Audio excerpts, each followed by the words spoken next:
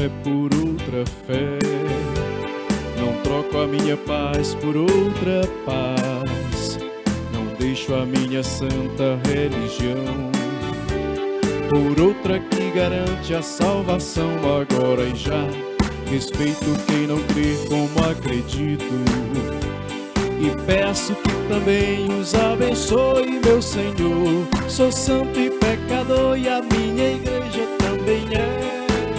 Porém não troco a minha fé por outra fé. Sou santo e pecador e a minha igreja também é. Porém não troco a minha fé por outra fé. Que beleza, Luciano! Hoje nós começamos o nosso programa bem alegre, não foi, igreja? Exatamente, a Ecclesia Domini é o nosso programa que pretende nos ajudar a compreender ainda mais a nossa fé, para não trocar a nossa fé cristã católica por qualquer realidade que se nos é proposta como se sendo a verdadeira fé. Essa é a nossa fé, a fé da igreja. Muito bem-vindo você que faz conosco o nosso programa Ecclesia Domini. Vamos rezar junto, pedir a graça, a proteção, a força de Deus.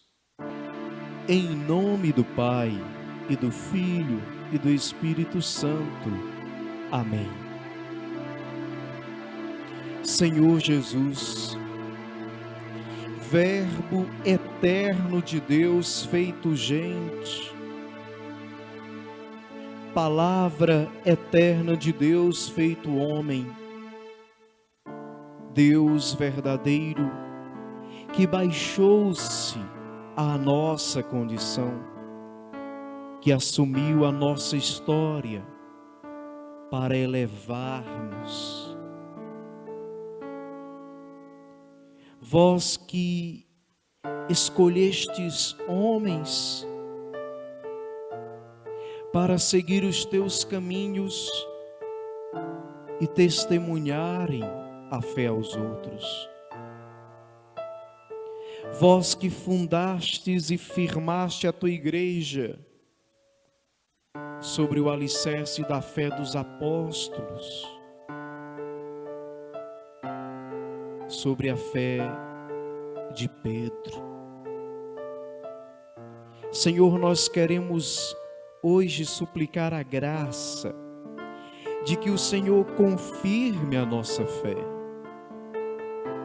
de que o Senhor fortaleça a nossa fé, de que o Senhor nos faça compreender verdadeiramente a nossa fé, amar a nossa igreja, descobrir verdadeiramente nela o sacramento universal de salvação, o corpo místico de Cristo, a comunidade do povo de Deus. Senhor, que nós amemos ainda mais a nossa igreja, nos firmemos e afirmemos ainda mais em nossa fé, que diante do mundo não tenhamos vergonha nem medo de testemunharmos esta fé recebida no batismo, esta fé que levou tantos homens e mulheres a doarem a sua vida, a derramarem o próprio sangue por amor de vós. Esta fé que conduziu a vida de tantos homens e mulheres para serem um instrumento da tua graça na vida de tantos necessitados. Esta fé que trouxe ao Juazeiro a figura e o sacerdócio do Padre Cícero para ser um instrumento do consolo de Deus ao coração de tantos nordestinos. Esta fé, Senhor, que traz tantos romeiros todos os anos aqui ao Juazeiro, mas também a tantos outros lugares de peregrinação, que lhes motiva a fazer sacrifícios, penitências, a sofrer privações para confirmarem ainda mais a sua crença. Nós queremos pedir, Senhor, a graça de hoje. Renova, aumenta e firma dentro de nós a nossa fé. cristã católica e faz-nos instrumentos e testemunhas desta fé na vida de outros. Amém. Ótimo, gente querida, maravilhosa, mais um programa Ecclesia Domini. Nos encontramos mais uma vez, não é, Luciano? Mais uma semana. Nós já queremos pedir a você que nos assiste para fazer também o favor e o trabalho missionário de compartilhar esse nosso vídeo, tá bom? Então você vai compartilhar esse vídeo aí nas suas redes sociais para que outras pessoas também possam ter acesso ao conhecimento de nossa fé. Vou tomar só um golinho d'água aqui para a gente conversar sobre o nosso assunto de hoje. Padre, nós vamos conversar sobre o que hoje? Qual vai ser o tema? Sobre o que nós vamos refletir? Pois bem, eu pensei, queridos, de nós refletirmos um pouco sobre os 10 mandamentos, tá? Aos poucos nós vamos agora começar a tratar sobre outros assuntos que são igualmente importantes para a nossa vida cristã católica. Deixa eu dizer uma coisa importante para vocês. Uma vez que eu vou tocar sobre o assunto dos mandamentos, então eu vou falar sobre a moral cristã católica. Eu sou católico, padre. E eu queria viver em comunhão com a igreja. Não queria viver distante da igreja ou fora da comunhão da igreja de algum modo. Pois bem, a comunhão com a igreja, ela dá-se a partir de 3 realidades. Primeiro, comunhão com a doutrina. Eu creio o que crê a igreja. Eu acredito na fé da igreja.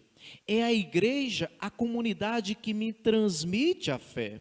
E é ela que também interpreta as Sagradas Escrituras e me ajuda a compreender o querer de Deus. Se eu sou divergente daquilo que crê a igreja, não é? Como, por exemplo, uma heresia, não é? Um cisma, ou seja, se eu acredito diferente daquilo que acredita a igreja, eu estou fora da comunhão. Então, a comunhão com a igreja, ela acontece primeiro pela comunhão com a doutrina da igreja. Segundo, eu estou em comunhão com a igreja a partir da liturgia. Porque o que é a liturgia? Né, Luciano, você que já fez o curso do Nordestão de Liturgia, já conhece bastante, nos ajuda muito em nossa caminhada pastoral na paróquia. A liturgia não é outra coisa senão a fé celebrada. É aquilo que nós acreditamos, que nós celebramos. Então eu estou em comunhão com a igreja quando eu celebro como a igreja celebra. Eu celebro com a igreja, ou seja, eu sigo a liturgia conforme a igreja. Isso aí está em comunhão. Então eu sou católico quando eu estou em comunhão com a doutrina da igreja, não faço divergência à doutrina. Às vezes eu posso ter um ponto de incompreensão e de dúvida, isso não é problema, mas se eu me oponho à fé da igreja e à sua doutrina, eu já estou quebrando a comunhão. Se eu celebro de um modo contradizente aquilo que a igreja celebra, ou seja, se eu não sigo a liturgia da igreja, então já não estou em comunhão. Existe um terceiro ponto. A gente também está em comunhão com a igreja através da moral. A fé, ela normatiza a nossa vida. O apóstolo São Paulo vai escrever em uma de suas cartas, creio eu que seja em Romanos, uma vez que ele trata da salvação oriunda da fé e não pelas obras, quando ele diz que o justo vive da fé. Na verdade, isso é uma expressão lá do Antigo Testamento. E o apóstolo simplesmente traz à tona aquilo que já era conhecido. Ou seja, a minha fé se torna norma, se torna vida. Então, por exemplo, se eu vivo contrário do que diz a moral cristã católica, então estou fora da comunhão. Tem muita gente que, pelos seus atos, estão fora da comunhão da igreja, nem sabem. Porque elas divergem do que pensa a igreja. Por exemplo, ai, padre, eu sou católico, mas Em certos casos, eu sou a favor do aborto. Ou seja, você está contradizendo tanto a doutrina que fala sobre os mandamentos, né, o quinto mandamento, não matar, isso é um dos pecados que fere o quinto mandamento, como também eu estou indo contra a moral da igreja, né? Aqui nós temos, por exemplo, o Código de Direito Canônico. O Código de Direito Canônico não é outra coisa senão a fé que se torna norma. Nós temos aqui o Catecismo da Igreja Católica, onde aqui existe uma síntese sobre os conteúdos essenciais de nossa fé. Começa, por exemplo, falando da revelação de Deus, da capacidade humana de conhecer a Deus, mas também dos limites humanos de conhecer a Deus. Fala sobre o processo da revelação que acontece aqui nas Sagradas Escrituras, né? Mas que depois vai se ampliando.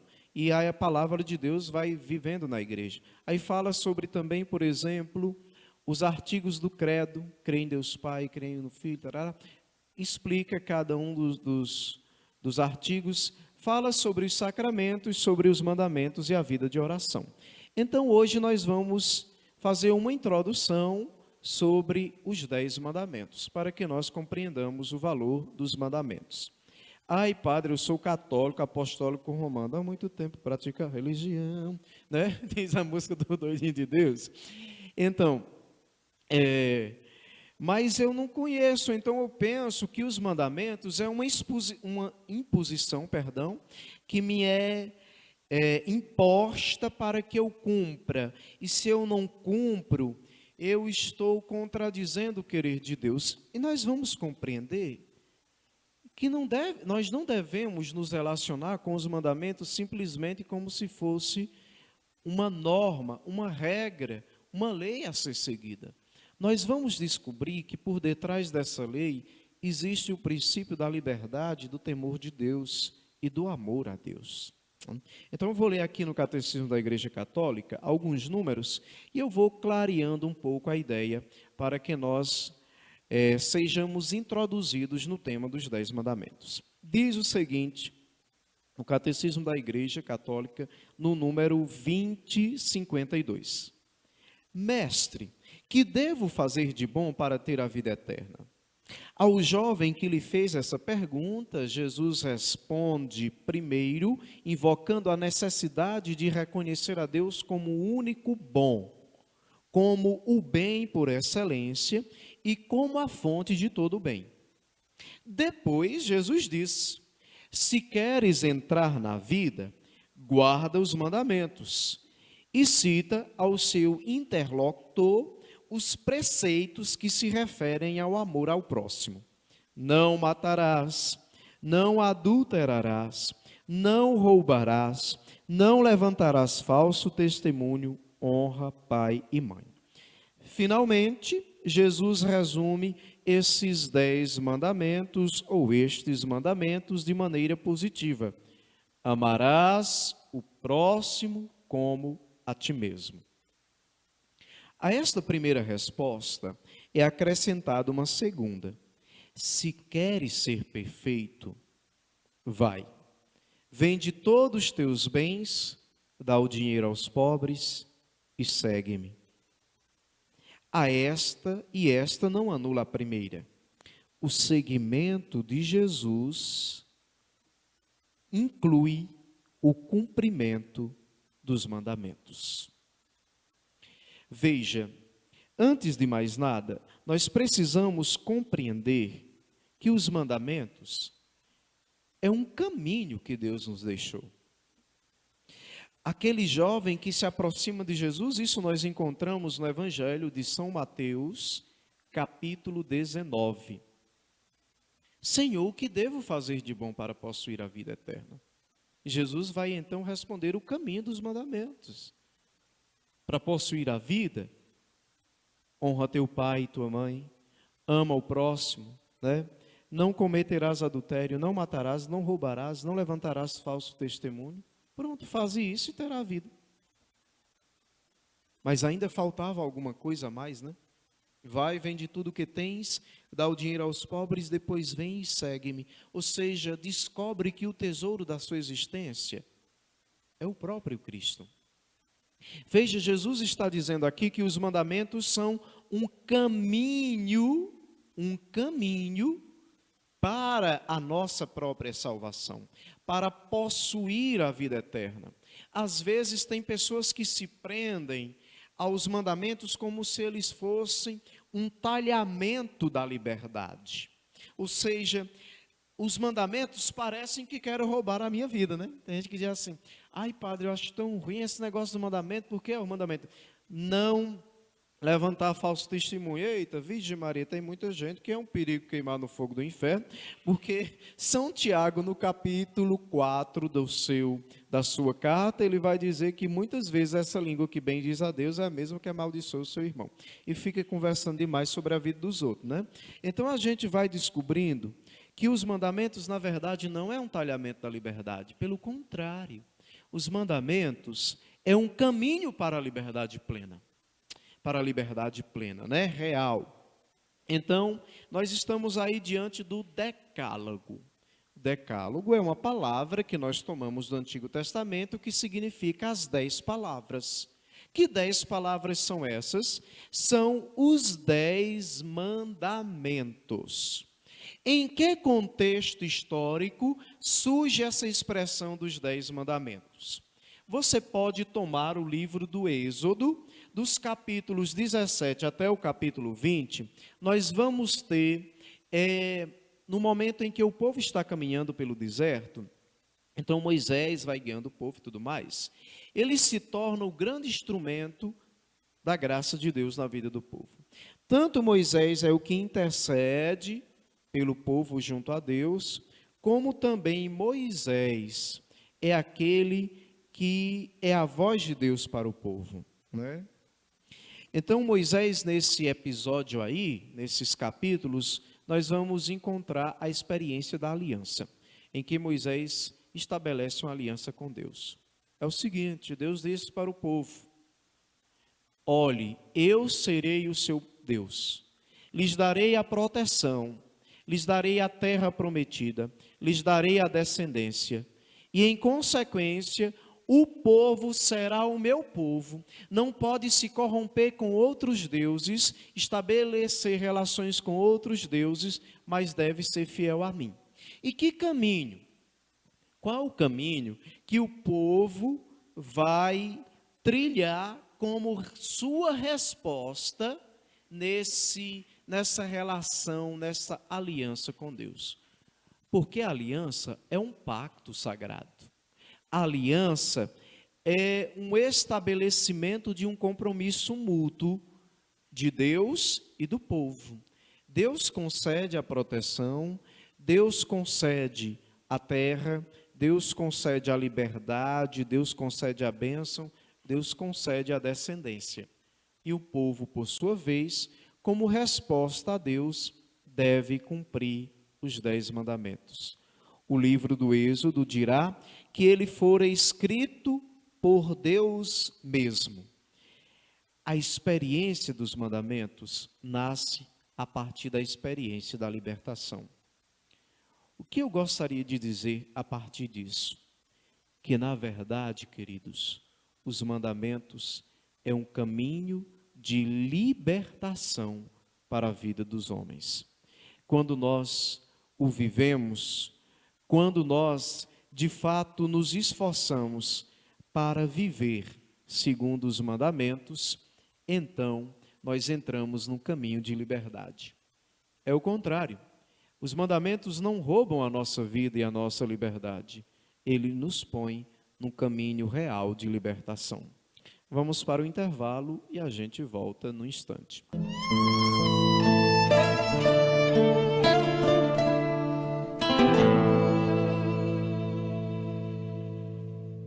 O zelo por tua casa me consome. Eu, Padre Cícero José, quero convidar você, devoto da Mãe das Dores, romeiros do Padre Cícero Romão, para entrar neste grande mutirão de evangelização que é a campanha Romeiro da Mãe das Dores e do Padre Cícero Romão. Apresente a campanha, convide mais um para fazer parte deste grande mutirão de evangelização. É missão de todos nós. Deus chama e eu quero ouvir a sua voz. Participe! Os romeiros com chapéu na mão, aqui no santuário fazem sua oração.